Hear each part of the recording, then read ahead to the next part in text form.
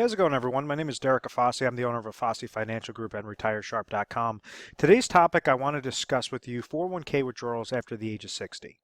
Now, essentially, how an individual situation works is a person's working for a company, most likely a private institution, that is giving them different employee benefits, so such as their health insurance, disability insurance, ancillary products, and then also a benefits package that's known as a 401k, a type of retirement account that somebody could contribute into. So as an individual is working for this company, they are paying this individual a salary, and now this person can take a portion of those dollars and place it into this type of retirement account that's deemed the 401k. So the reason why somebody does this is because it kind of forces them to save. It says, okay, well, we're going to take this directly out of your paycheck, so it's as if it was never hitting your bank account. So you're not, it's kind of out of sight, out of mind type concept. So throughout the years, as this person's working, 5, 10, 15, 20, 30 years, say he started at age 30, and now he's age 60, he would have been placing these small micro amounts into his 401k plan, depending upon how much he was placing in there, or he or she was placing in there, and it's going into this retirement account. So in theory, if this retirement account, this 401k account is placed into a fixed account, let's say that's only paying 1%, the amount of dollars that are being placed into that plan and this percentage rate being placed into this plan are going to grow this bucket year by year by year. It's going to grow it larger and larger and larger. Now, this percentage rate is very important because this is where individuals are trying to really put the pedal to the metal and take some risks. So that's why this percentage rate is linked to the mutual funds that the 401k plan provider basically provides for them. So they might say, okay, you have in between 5 to 20 different mutual fund options, target date funds, aggressive funds, conservative funds, etc.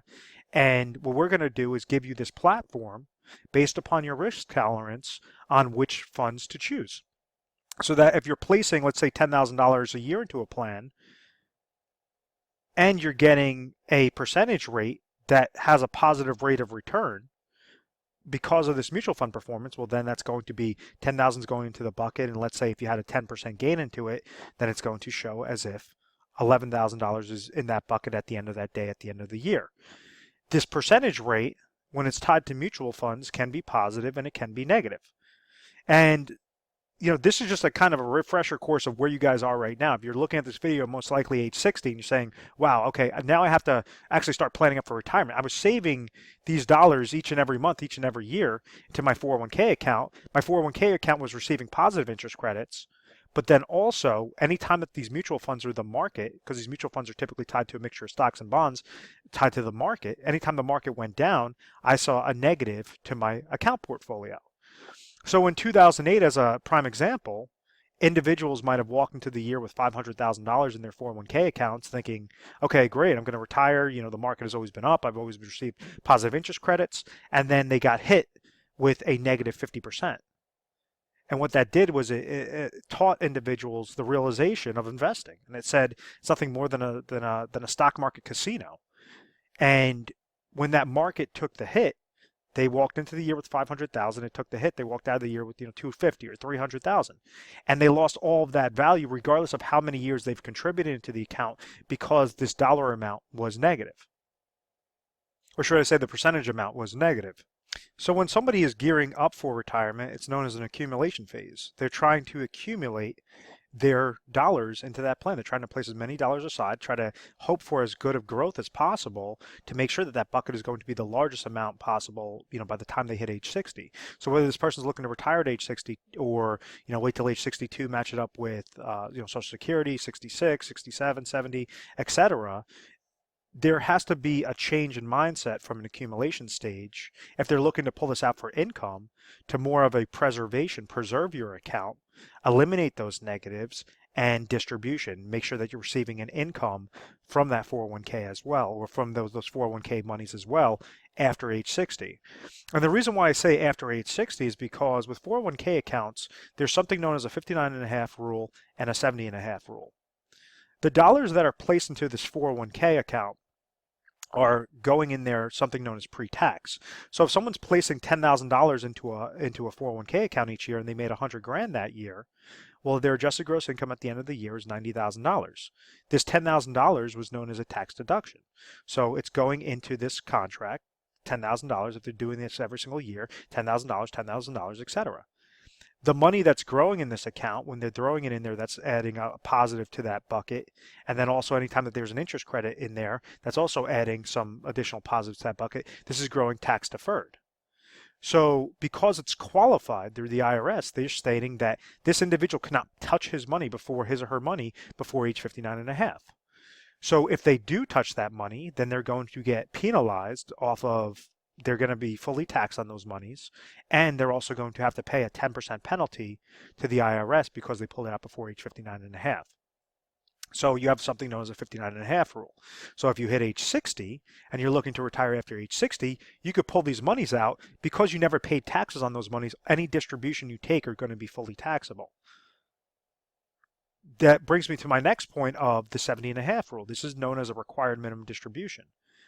Because you've received that tax deduction, because those monies are growing tax deferred, Uncle Sam, the IRS, they want their money. They want to start, collecting taxes off of those distributions. So what they say is for those individuals that just want to keep holding onto their accounts and never take a distribution, we're going to require you to start pulling out a distribution from this account, because now that's nice and large, they're able to tax you off of an actual required minimum percentage amount off of whatever your qualified assets are. So like let's say at age 70 and a half, it's all based upon the year that you were born, the amount of assets that you have on a qualified side, and they might say, okay, at age 70 and a half, we're requiring you to pull out $12,000 from your qualified retirement accounts to suffice the RMD for that year.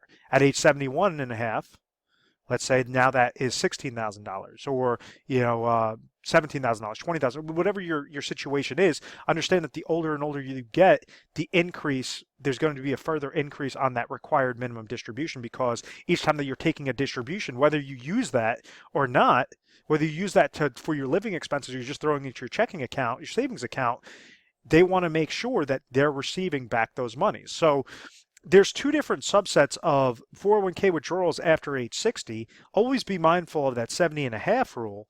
But then on top of it, right when you hit age 59 and a half, now you have options on how you could preserve. Remember that preservation and distribution phase. Preserve it properly, making sure that you're limiting those negatives and making sure that you're taking proper distributions, maximizing out, what that income is. And there's a really good Forbes article. It was written in 2011. What it did was it exposed a whole slew of mutual funds, or a whole slew of mutual fund and 401k related fees, where they're saying more drastically that those fees could range upwards in between, on average, 3 to 4% in a given year. So these are fees that individuals didn't even realize were happening within their accounts, that, basically this Forbes article has exposed. Now, I think that's a little bit more drastic of a measure. I think that, since that point in time, that the 401k companies, because they were basically caught with their pants down, have now reduced a lot of those, those different miscellaneous fees in there. But there's still going to be 401k related fees, mutual fund related expenses, and, you have these greedy financial advisors that are trying to give recommendations on those 401k plans or keep you in that accumulation mindset when you should be going more towards that preservation and distribution mindset. What do I mean by that? And a lot of financial planning is just a big game of leverage. So what we're trying to do is figure out that this 401k account is known as a qualified retirement account. Rather than go and when somebody retires, take their 401k and throw it into their checking account, well, now you took qualified monies, you threw that into non-qualified money, so therefore you have to pay full taxes on it. So there's ways on how you could leverage your existing 401k account after age 60 and splice them up into designated IRA contracts, because an a traditional individual retirement account, or IRA, is deemed a qualified account. So when you're doing a rollover, when you're taking a 401k and you're placing into an IRA, it's known as a rollover, where you could actually segment these IRAs into specifically designed processes or specifically designed accounts that correlate exactly to what your goals are.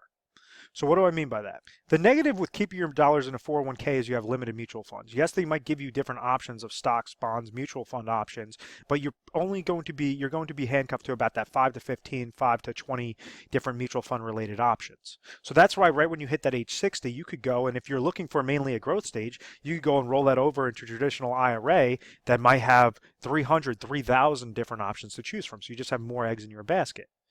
If you're looking at it as mainly an income phase, well, then you have to correlate it to what triggers confidence in retirement. And what I always say is there's three main things that every individual needs to figure out before they're retired, or if they're currently retired, and how to stay retired forever. And you have it as your number one is your income sources, your number two is your emergency funds, and then your number three is inflationary protection. So let's say this person's age 60 and they say, I want to retire at age 65. I want to correlate it to a Social Security need. I understand, after doing a budgeting analysis, I understand that exactly at age 65, my expenses are going to be $50,000 as a hypothetical example. At age 65, this individual is going to receive, let's just call it $30,000 of Social Security income, and then they also have $500,000 in savings in their 401k account. And then some other, checking and savings, but nothing. Basically, the 401k was the bulk of what their retirement savings were. In this sort of situation, if we're looking at the income goal, what do we have to figure out? We're saying, okay, we have a bucket of a qualified retirement account of $500,000. What's the smallest amount of dollars out of that $500,000 that we could produce a guaranteed income source of that $20,000? Because remember, the need is $50,000, Social Security income is $30,000. They're not receiving any pension income, so therefore we have a gap of $20,000. This person is currently age 60 and has a 5-year deferral to age 65. Well, you could suffice this type of requirement by leveraging something known as an IRA annuity with a lifetime income rider, so you're not losing control, but you're still able to receive guaranteed lifetime income at that age 65. Out of this specific type of contract, dependent upon your area, dependent upon your current age, dependent upon how long your deferral is, male, female, those are different things that are going to, change which company may be most beneficial that is offering that specifically designed IRA annuity contract. So in this example, let's just say $500,000, we only need $200,000 to suffice that goal, to produce $20,000 in income with a 5-year deferral. So what that tells us is now we have $300,000 that's left over out of the $500,000 bucket in the 401k. $200,000 went into an IRA annuity. $300,000 is left over, which brings us to our next stage, which is the emergency. You want to make sure that you have in between 6 to 12 months of emergency funds set aside so that if you ever come into that oh my gosh moment, you could pull from those accounts. You want to have something extremely liquid. The problem with annuity contracts is they have restricted liquidity depending upon how long of a contract you have it set up for.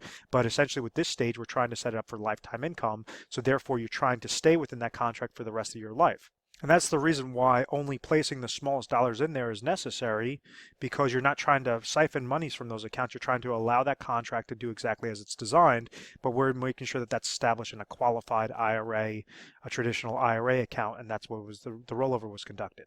So out of this, if we understand 6 to 12 months in emergency funds, well then let's leave another $50,000. You could set that up into like an IRA money market account. Qualified to qualified, $50,000 to say, if I ever come into that oh my gosh moment, I could pull that $50,000 out. Tree comes, falls through my house, my car breaks down, whatever that case may be.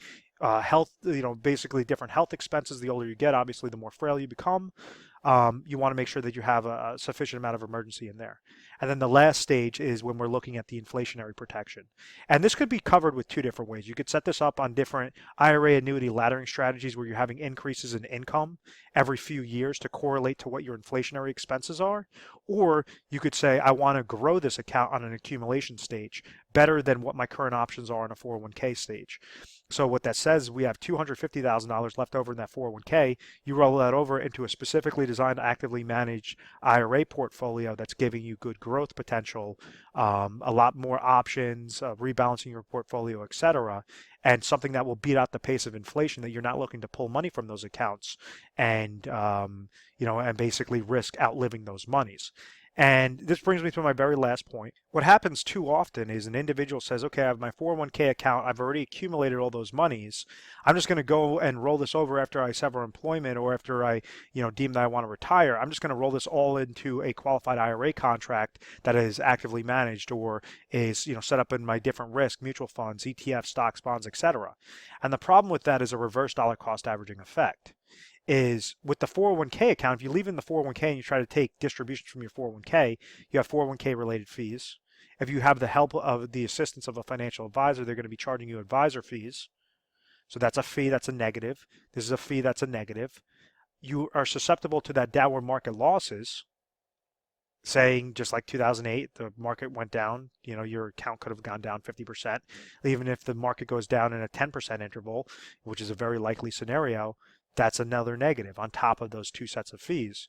Then if you try pulling income from those accounts, that's a further negative. And then you have that inflationary risk, the longevity risk, all of these different things that are negating what will be the growth potential on that type of account. So when you're actually siphoning it out into specifically designed areas and specifically designed contracts, you have the income contract on the IRA that works really good for guaranteed lifetime income to suffice your goal. You have the emergency fund, which is not going to give you good return, but you have full liquid access on that. It's going to have very minimal fees, if any fees at all, because it's just, you basically just have that in there as just a type of emergency type account that you could just pull from. And then you have that growth stage that is going to protect you against that inflation, and making sure that you're trying to really put the pedal to the metal on the growth, and you could always pull from those monies later on. So I hope that makes sense. If you go and you roll it over all into one sort of growth stage, well, then you still have that reverse dollar cost averaging effect with different fees and negatives and downward market losses. If you throw it all towards that income stage, well, then you're going to have restricted liquidity. Yeah, you might have good income sources, which isn't a bad thing, but you're going to have restricted liquidity. And then if you throw it into the emergency funds, well, then you're not, there's nothing guaranteed. Basically, if you have 500,000 and you're trying to, siphon out, let's say 50 grand from this account every single year, well, after 10 years, you would have no more money left. So you basically run that risk of outliving those monies. So I hope that all of this makes sense, making sure that you're setting them up into specifically designed quadrants so that you have that peace of mind, you have that confidence in retirement. And that's where we come in, is we try to educate individuals on a daily basis, on a national basis. You can give us a call 24 hours a day, 7 days a week through our 1-800 number. It is 1-800-566-1002. And at any point in time, if you're gearing up for retirement, you're coming close to your age 60, you want to understand how to set up a proper withdrawal strategies from your 401k or your growth strategies, just give us a call. Basically, the way the process works is you'll talk to an assistant, and then you'll tell them their situation, and they'll patch you over to a specialist. The specialist is going to ask you a slew of questions. And there's many times that we're talking to individuals and we say, listen, there's nothing that you should do. You should just essentially stay put, don't make any changes, and you could get from point A to point B successfully. Now, on those other times that somebody does have gaps in their plans, they want to have that confidence, they want to have that security, that peace of mind, knowing, okay, this is why I'm making a specific transfer, a specific rollover. This is exactly what's going on with my monies, or what I can expect going forward. We're A+ rated on the Better Business Bureau. We've always had very good reviews. We've never had any complaints. It's because of this methodical process. I want to thank you very much for watching this video. Please feel free to subscribe to our YouTube channel, Retire Sharp, so you can have access to the most updated videos. Thanks so much, guys.